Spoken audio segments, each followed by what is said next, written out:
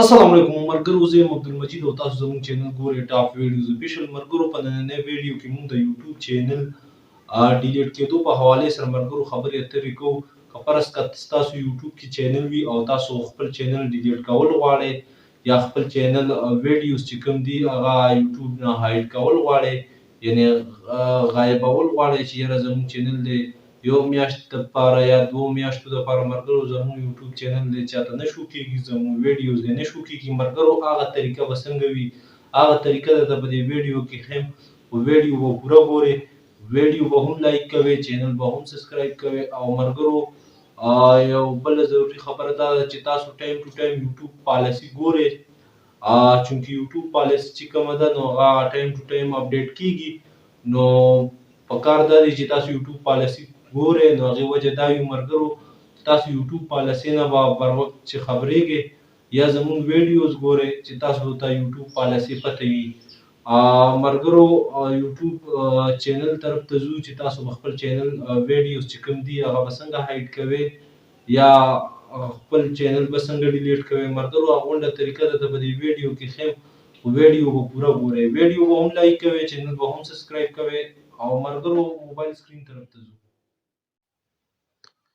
مرګرو موبایل سکرین ته راتلو نه بعد مرګرو بیا تاسو کروم براوزر ته راشئ. کروم براوزر ته راتلو نه بعد مرګرو بیا تاسو وای ټي سټوډیو لیکئ. وای ټي سټوډیو سرچ کېدو نه بعد مرګرو بیا تاسو سره دا قسم انټرفیس راځي.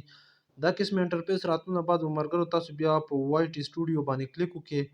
په وای ټي سټوډیو باندې مرګرو چې تاسو څنګه کلیک وکړئ نو مرګرو بیا به تاسو سره یو بل نیو انټرفیس راځي. مرګرو دا قسم انټرفیس راتلو نه بعد مرګرو بیا تاسو دلته په سیټینګ آپشن باندې کلیک وکړئ. چې غونډو نه لاندې چې کوم دی مرګرو په سیټینګ آپشن چې تاسو څنګه کلیک وکړئ نو مرګرو اوس به تاسو بیا په چینل باندې کلیک وکړئ. په چینل باندې کلیک کېدو نه بعد مرګرو تاسو په ایډوانس سیټینګ باندې کلیک وکړئ. په ایډوانس سیټینګ باندې مرګرو کلیک کېدو نه بعد مرګرو پیله تاسو دلته خپل یوټیوب چینل چې کوم وي مرګرو هغې ته به لږ خیال وکړئ.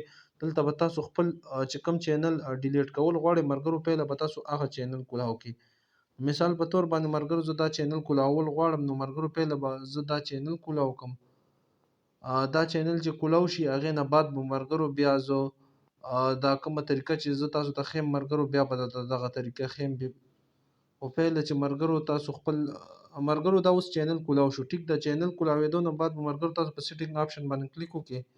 په سیټینګ آپشن باندې کلیک کېدو نه بعد مرګرو تاسو په چینل باندې کلیک وکړئ. په چینل باندې کلیک کېدو نه بعد مرګرو تاسو بیا ایډوانس سیټینګ باندې کلیک وکړئ او مرګرو لاندې به راشئ. مرګرو دلته بیا تاسو سره لیکلي ریموو یوټیوب کنټینټ مرګرو تاسو په دې باندې کلیک وکړئ. کلیک کېدو نه بعد مرګرو تاسو سره یو بل انټرفیس راځي. مرګرو هغې کې به تاسو نه جیمیل چې کوم پاسورډ وي مرګرو هغه به تاسو نه غواړي. مرګرو دا جیمیل چې کوم پاسورډ دی مرګرو تاسو نه به اوس دلته جیمیل پاسورډ غواړي. مرګرو زه دلته خپل جیمیل پاسورډ ورکوم. مرګرو پاسورډ ورکېدو نه بعد به مرګرو بیا تاسو سره دا قسم انټرفیس راځي. دا قسم انټرفیس راتلو نه بعد مرګرو اوس تاسو که فرض که خپل چینل هایډ کول غواړئ نو مرګرو فرض که تاسو غواړئ چې یاره زموږ ویډیوز دی چاته نه شو کېږي، زموږ چینل دی چاته نه شو کېږي نو مرګرو ډیلیټ کول نه غواړئ، هایډ کول غواړئ یعنې غایبول غواړئ نو مرګرو تاسو بیا دا چې کوم انټرفیس دی مرګرو تاسو په دې باندې کلیک وکړئ. کلیک کېدو نه بعد مرګرو بیا تاسو دلته کتلی شئ مرګرو چې تاسو چینل چې کوم دی هغه به نه شو کېږي، تاسو لایک چې کوم دی هغه به نه شو کېږي، سبسکریپشن ټو ادر چینل مرګرو دغه به نه شو کېږي، سبسکرایبر ټو یور چینل مرګرو دغه به هم نه شو کېږي مرګرو.